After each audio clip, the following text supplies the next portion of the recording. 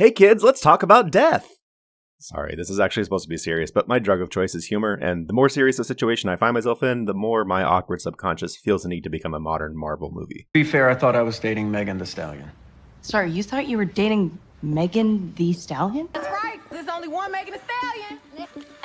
What am I watching? I don't know, but I hate it. It's really fascinating when you think about death. When someone you love dies, we keep a small piece of them with us in the form of memories. Ironically, even if we didn't really like the person in life, we tend to often recall fond memories of them when they were at their best. Those memories, whether it be their smile, their laughter, or the sound of their voice, the warmth of their embrace, or simply their scent, all slowly fade with time. It's so unnatural and almost cruel for us to not only lose someone, but then to lose them again as our memories of them slowly fade away.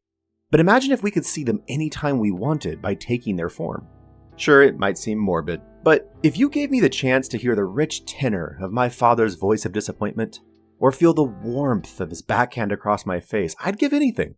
I'd give a kidney for that. Shoot, I'd give 2 kidneys for that. Not my kidneys, of course. Someone that wouldn't be missed, like an orphan or a flat earther.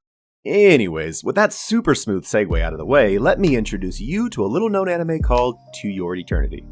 Our main character, Fushi, can transform himself into the people he meets along his journey that leave an impression on him. It's a blessing and a curse for Fushi, but also the tool used to teach him about humanity, morals, good versus evil, and more.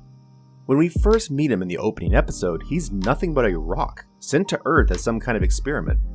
As the story unfolds, he meets several interesting characters that each leave a distinct mark on him and help him learn something new about what it means to live and be human, to be mortal. He learns that people are often complex and have varying motives.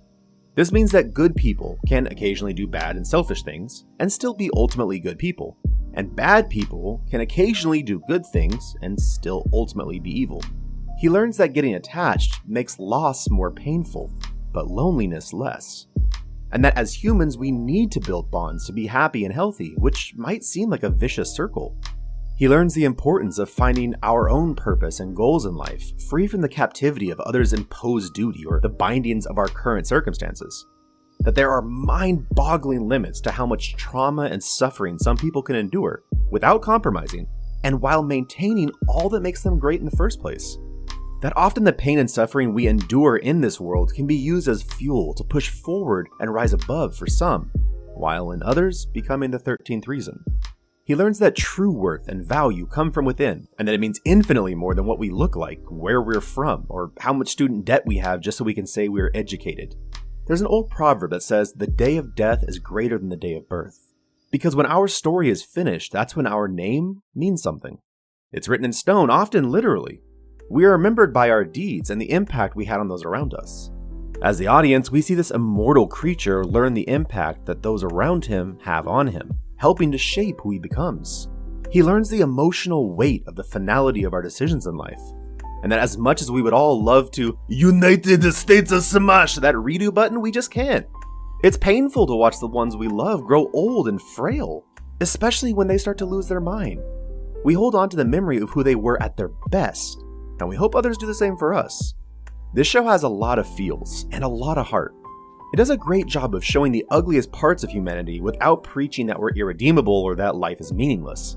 It's never bleak, and just like life, there's always some positive around the corner. The main character has more growth than my dad's cancer, since he essentially starts off as a rock.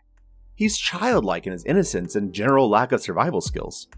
We watch him grow up before our very eyes, learning to walk, speak, and communicate with others. He has to learn manners, human emotion, and how to adapt to his ever-changing world. The supporting characters all feel like main characters, and every single one of them is so memorable, they leave a permanent mark on your heart even once the story moves on. And that's by design. To Your Eternity isn't a show about Fushi. It's a show about humanity, in all its beauty and repulsiveness. It's about this completely blank slate learning every aspect of what it means to live and be human, and deciding if it's even worth befriending us in the first place. You want to see every single character get completely fleshed out, overcome their adversities, find happiness, and accomplish all their dreams. But life isn't fair, and often can be outright cruel. We're never guaranteed a happy ending, and this anime is no exception. So don't get attached. Or do, I don't really care. But just know I ain't buying you tissues and ice cream for the spiraling Hot Wheels track of infinitely looping depression you're going to find yourself in, okay, Cupcake? Episode 1 could be a standalone short film and it would still be in the top tier anime of all time. It's perfectly executed. It feels like a complete story and yet seamlessly ties into the next episode. I also definitely didn't cry while watching with my bro, he cried too, and definitely didn't make a pact to never speak of it again. The animation isn't insanely high budget or anything, but it feels unique and appropriate for the story being told. There's some good action and intensity in so many scenes. The music is, well, they got Utada, as in Utada Hikaru, as in the siren that sang the Kingdom Hearts theme.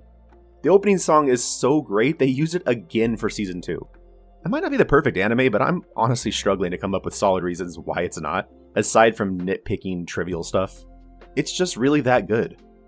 So if you love powerful and moving stories with complex characters, nuance, and constant uncertainty, with amazing character growth and not being able to feel feelings for the next few centuries, then To Your Eternity is for you. If you love this show or have a suggestion of a show you think is underrated, let me know in the comments. Don't forget to like and subscribe if you enjoy this content. And as always, take care and have a great day, you beautiful beasts.